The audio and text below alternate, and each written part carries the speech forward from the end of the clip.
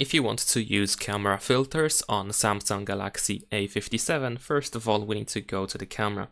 Now, over here in camera we should be able to tap on these 4 dots that we have on the right side, and then we need to find this option over here, this icon with 3 circles that look different from each other.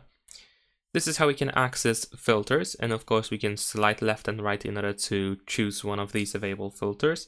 You can also go to this download section in order to try to get even more different filters.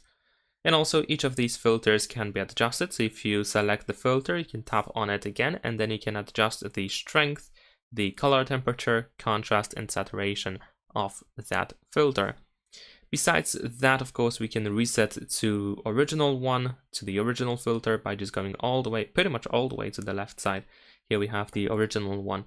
And what is also interesting is that we can create our own filter based on a picture. So if you choose any of the pictures from the gallery, if you choose any picture from the gallery, then we should be able to create a filter based on the reference. And there we go. That is pretty much it. Leave a like and subscribe.